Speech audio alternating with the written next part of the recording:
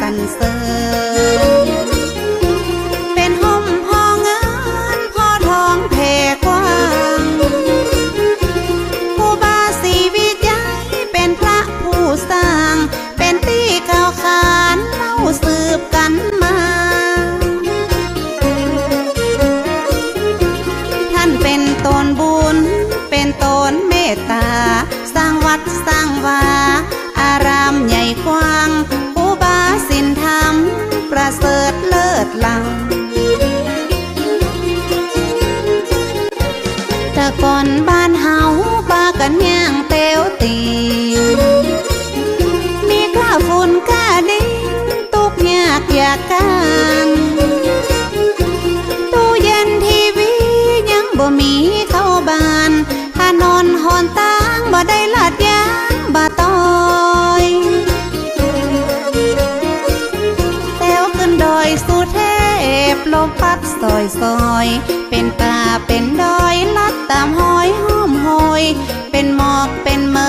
ยปัดเจยจุ่มหนึ่งแถว4-5 ชั่วโมงกว่าจะขึ้นไปถึงเหงื่อออกไหลซึ้งก็เหม็นผ้าเหม็นเสื้ออิดอ่อนกลางขายังเป็นเมื่อป้าเขาคุ้มคือเป็นห้องบางเงาเดี่ยวดงเรียบเลาะพาหินปูนเขากว่าตีหมู่เฮาจะขึ้นไปใดครูบาสีวิจัยต้านห่วงใยเจนลำหลวงศรีประกาศได้กราบนมัสการนิมนต์ครูบาศีลธรรมขอมาย่อยกึศสร้างว่าจะปักเสาไฟขึ้นไปแบบนั้นครูบาศีลธรรมบ่ได้หับปากหับตาครูบาบอกเธอหูเหตุการณ์ต้องสร้างหนทางขึ้นไปถึงจะได้ถึงจะปักเสาไฟขึ้นไปง่าย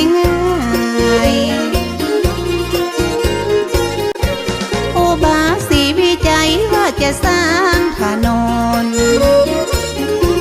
อย่าหารถยนต์แต้วขึ้นบนหือได้หลวงศรีประกาศยกมือสาขึ้นไว้ว่าเฮาบ่มีเครื่องไว้เครื่องใจ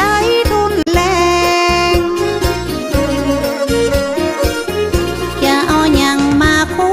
ดปืดหินดินแข็งบ่มีเงินแสนเฮาตึงแป้งบ่ได้ครูบาเจ้าสีวิจัยท่านตึงบ่ไหวบ่วันแต่ว่าบุตรว่าดาตึงจะมาจ่อยแปลง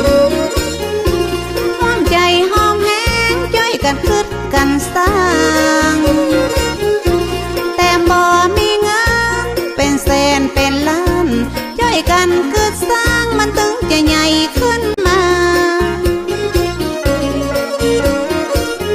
ได้ปฐมมาเลิก10 นาฬิกาที่9 พฤศจิกา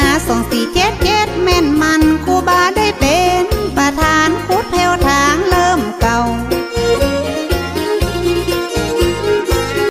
เอาขอบกมาจอกขุดดินถนนลูกศิษย์ลูกย้อมต้อยตามครูบาเจ้าฟันบากถากทางต้นไม้แดงไม่เป่าห้อมห้อยภูเขาเป็นเขตเป็นแดงกำมีดมุยขอบกมาจกแผ่นดินแข็งปันเขตปันแดนคนละเล็กละน้อยปันตาปันหอยลัดขึ้นดอยมุ่นจริงจ่อยกันทุ บ่พาพาเลิศตกมาไผ่ตึงบ่ใจหินตึงผัวตึงเมียไข้หัวนั่งยิ้มพาเลิศตกกิ้งไผ่ตึงบ่จมสักกาคนที่มาจ้อยสร้างบุญต้วยกันบ่หวังเงินหวังคำปิกจอมปิกบานหวังกุศลผลนำสุขบานแต่ลังระยะเริ่มสร้างคนก็ซ้ำบ่หลายห้องเลี้ยงงัวเลี้ยงควายทำนาเกี่ยวข้าวเจ้าแก้วนวรัตน์ก็เป็นห่วงแต่เล่าสงสารครูบาเจ้ากลัวจะเสร็จบ่ตานเจ้าแก้วนวรัตน์เป็นห่วงเป็นหามกลัวว่าหนทางบ่ลุล่วงไปนาสงสารครูบากลัวว่าจะเดือดร้อนครูบาต้านเจ้าว่าบ่เดือดร้อนยังบ่เมินบ่นานคนจะไหลมาคอนคนจะหลั่งไหลพากันมาตัวห้องถนนจะต้องเสร็จภายใน6 เดือนคนฟ้า